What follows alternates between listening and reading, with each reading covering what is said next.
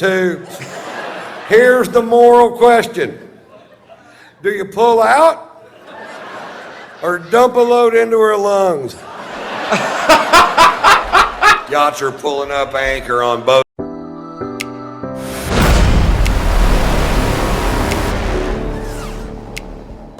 What's up, guys? Hope you're all doing good. So we're back with another Ron White and back with another suggestion, and this one is from DylanMan_8, and it is Ron White Dr. Phil story, and it's the uncensored version. He went and got the video for me, which was great, so it saved me having to kind of try and find the uncensored version without actually listening to any of it. So yeah, that's grand. Only still 13% of you guys watching are subscribed, so if you're not subscribed, smash the subscribe button, please, if you'd be ever so kind. And let's just jump straight into it because, yeah, looking forward to it. Now, I'm gonna close the show this evening with my Dr. Phil story. Dr. Phil McGraw is a friend of mine. We play golf together all the time out in Los Angeles, and he's a great guy. You never know. We became friends from him being a fan, and you never know if you see somebody on TV what they're going to be like in person. Doc's a solid fucking dude, I guarantee you that. He's straight as he can be, but he's a great fucking hang, and he's a great asset for me. My father passed away when I was young, and now I'm in this big business world, and I can bounce all these things that I have going on off of Doc and his 35 lawyers. And that's a big deal for me, and I'm a really good friends with his son, Jay McGraw. But anyway, the other day I was talking to my son about self-esteem, and a few days later I was playing golf with Doc, and I said, Doc, if you were going to tell somebody one thing to do to make themselves feel better about who they are, what would it be? And he said, finish the things you start. And I said, well, that's brilliant. And I went home, and there was a half a bottle of scotch sitting on the counter.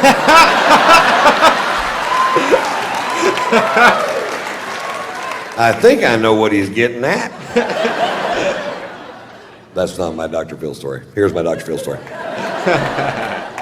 Every year, Doc and his family rent a yacht for 12 days in the Mediterranean, and that's their vacation.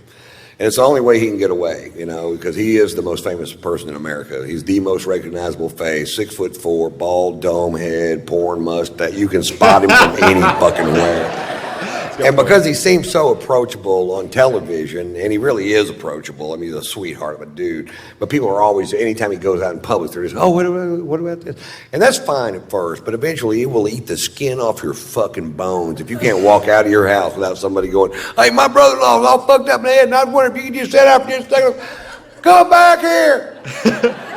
Asshole! And that's exactly how it happens. I've seen it, and so that's what they do. Well, this summer, my wife and I went on vacation to France and Monaco, and I need a break too. Sometimes I do 140 cities a year. I do more dates than any other comic, more cities than any other comic working the day because I just love fucking doing it. And 20 minutes from now, nobody's going to give a fuck about what I have to say. So. While they do, I believe I'll do a lot of shows. Hey. So we're in France and Monaco and having a great time, man. We're just I'm really in love with my wife. She's so talented. We have a fun life together, and we're there. And then one day the phone rings and it's Doc, and he goes, "Aren't you guys in Monaco?" And I said, "Yeah." He goes, "We're going to be in Monaco tomorrow. Why don't you come party on the yacht?" And I said, fuck yeah. Which is what you say if somebody says, you want to come party on the yacht? You go, fuck yeah. In fact, let's try it one time. You want to come party on the yacht? Fuck yeah. I don't have a yacht. So I was like, yeah, fuck, this is great, man. We're excited. We were down there. We were staying at the Fairmont Hotel overlooking the little yacht harbor in Monaco. Very cool place.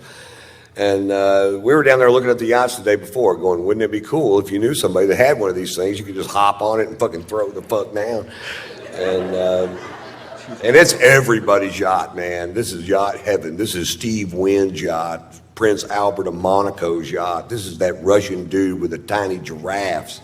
I don't mind these stories as well, It doesn't have to be the constant jokes all the time. I like a good anyway, they're coming in at 6:30 the next evening, so the next morning we wake up, or next afternoon we wake up, and but obviously it's probably not as good. We go have this amazing lunch. We're drinking this fucking great wine from France, probably. That'd be my guess if I had to guess, and I did have to guess. France. And we were just having a great day, sex, and just a fucking, and then we go down to the fucking harbor that evening at 6:30. Sure enough, Doc's backing in a 165-foot yacht. I'm not sure that's how they do it, but.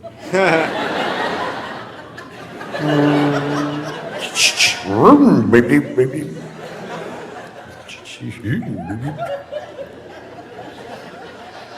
So the only way to get on the yacht is to walk on this gangplank to get on the yacht. And I'm walking on the gangplank going, nobody's stopping me.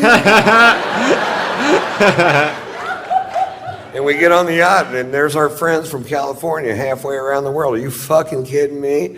How much fun are we having? I'm hugging everybody. There's a bunch of people on the yacht. Anytime I'm hugging you and I'm in a strange place, what I'm really doing is looking over your shoulder trying to find a bar. That's why I'm turning you.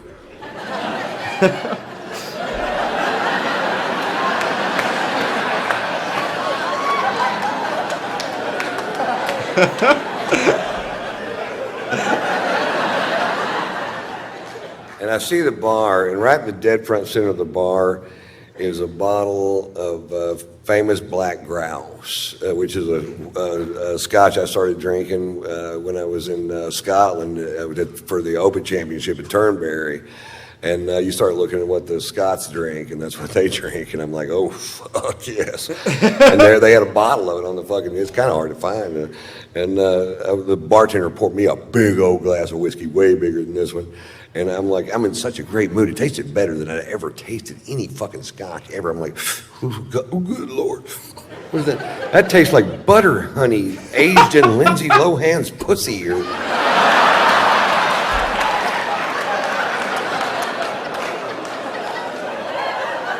It tasted so good, I decided to skip dinner and just have a couple more of them. I'm going to scare me up another one of these. How about one more? All right. I hadn't had a drink since lunch. I was fucking thirsty. I was going at it, you know. And Doc noticed I was really drinking hard, and he goes, boy, you're really drinking tonight, Ron. I said, yeah, Doc, some nights it just tastes like spring water. He goes, why don't you just drink spring water, Ron? I don't know, I'm not a fucking doctor.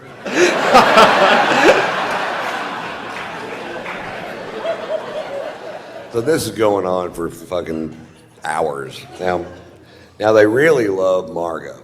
They really love my wife, Margot. Margot's sung on Dr. Phil's show a few times, and they go everywhere to see her.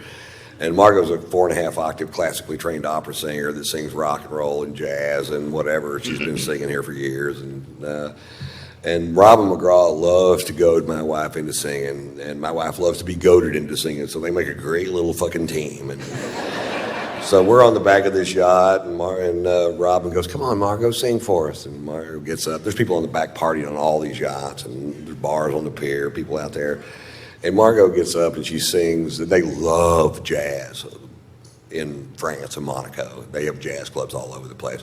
And she gets up and she sings a jazz standard at full voice, which I don't get to hear her sing at full voice. She sings around the house, but not at full voice. And when she sings at full voice, it makes me cry. And oh no. And she finishes the first song at full voice, and people stand up on the back of all these yachts and start cheering. They go, yeah. And I'm like, oh, how cool is this, man? They really dig jazz. I forgot how much they dig jazz. She gets up and sings another song, fucking screaming. And then people are gathering up around the back of the boat. And by song 4, there's 400 people behind the boat listening to her sing. You could hear a pin drop, just like this, pin drop. And she's just killing it. And I have a little secret. I am fucking hammered, man. I am so drunk. I can't even believe it my fucking self how drunk I am. I'm like, Jesus Christ.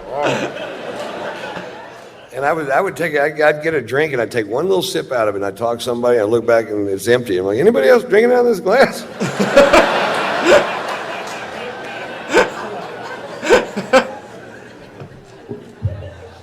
Miscalculation. Anyway, she does, I don't know, 7 or 8 songs, and she goes, okay, guys, that's enough.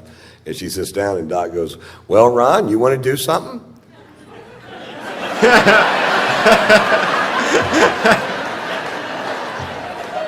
Now, I got to preface this with he's on vacation with his best friend and head lawyer and his wife, Mary Pat, and they're Baptists from Dallas, and they're a little fucking straight. And they're about to find out my secret.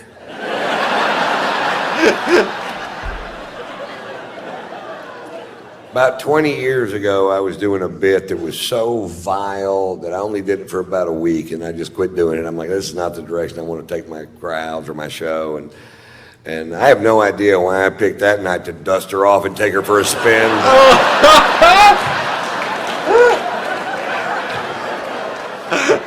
The other day I was tit fucking Mamie Eisenhower. Right before I came, my dick slipped and went straight down the tracheal tube. Here's the moral question. Do you pull out or dump a load into her lungs? Yachts are pulling up anchor on both sides of us as fast as they can pull them up. They're leaving the harbor so fast there's a surfable wake. There's a stampede of tiny giraffes diving off the pier, swimming towards the ocean in certain death. People are pulling their kids off the pier. I went, I don't think they heard me. I'm going to do it again. Doc goes, that's enough out of you, Ron. And Margot's tapping me out. You ever been tapped out? Come on, baby, it's time to go. Yeah. She's seen it. Come on, honey, let's just go back to the hotel. It's time for us to go. Come on, baby. Baby, let's just go back to the hotel. Come on, Ron. And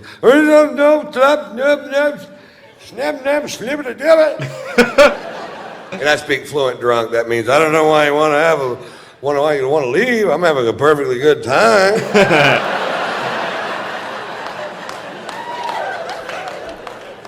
Turns out there was a consensus. I'm like, okay, I'll leave. Now, the only way to get off the ship is to walk back off that gangplank, and at the end of the gangplank, there's an 18-inch drop-off, and my wife's in front of me, Margot's in front of me, and I get to the end of the gangplank, Doc goes, big step, Ron. I said, thanks, Doc, thinking I'd made a big step towards something. Fuck, I don't know. He's a big psychologist, not me. It's amazing how much speed you could pick up in 18 inches. It's nothing like falling over on the same level that you're already on. I slammed down to that fucking pier. I landed square on this elbow, dislocated this shoulder, put a 4-inch gash down the back of my arm, and I was so drunk I just bounced off that pier.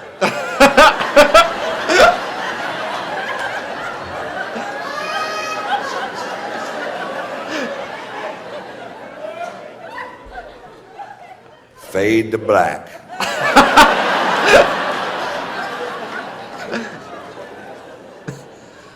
I wake up the next morning with the shoe buddies. All I can do is lay there in bed and go, shoe buddy.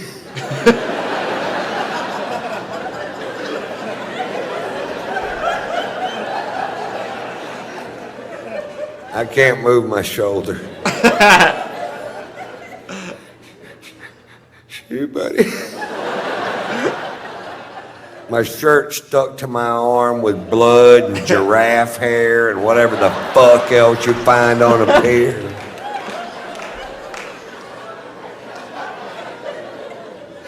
Shoe buddy. I have a wet Jolly Rancher in my armpit. Sour apple.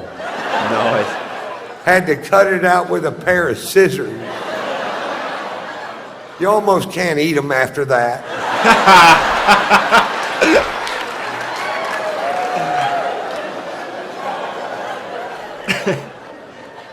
Shoot, buddy.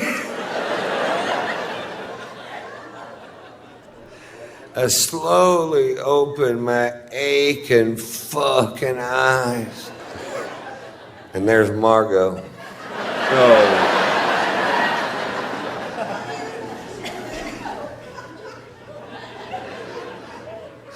What happened?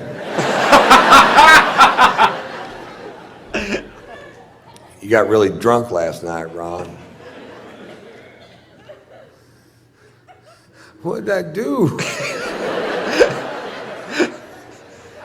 Well, you did the tits fucking Mamie Eisenhower story.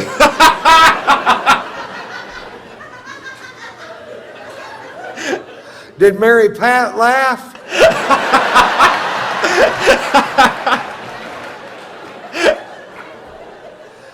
Mary Pat left is what Mary Pat did. Shoot, buddy. You think they're going to invite us back over to party on the yacht today? Because I don't know what's going to happen now, Ron. I don't know. Walks out of the room, slams the door. And I just start berating myself. I'm like, why do you do that, Ron? Why do you get so drunk it ruins things for other people? Why can't you just drink like a regular goddamn person? Is that too much to ask? You have a wonderful son and a beautiful wife, a great career. Why don't you make some changes in your life that'll make a difference in the long run? And about then the phone rang and it was Doc and he goes, you guys gonna come party on the yacht? And I said, fuck yeah! Thanks for playing along. I've never performed for a better crowd in my goddamn life. Bless your hearts for listening so intently. Guys, brilliant, absolutely brilliant. Thanks so much for the suggestion. That was awesome. I really do like Ron White. Like I say, even the stories like this are absolutely fantastic. Like, it doesn't have to just be joke after joke after joke after joke. If it's something like this, and it's like obviously something similar to like George Carlin as well, where it's just humorous and stand-up. I'm proper into that, because obviously it's just as interesting as it is funny. So yeah, guys, really enjoyed that. If you enjoyed it, drop me a like and subscribe. See you in the next one. Peace!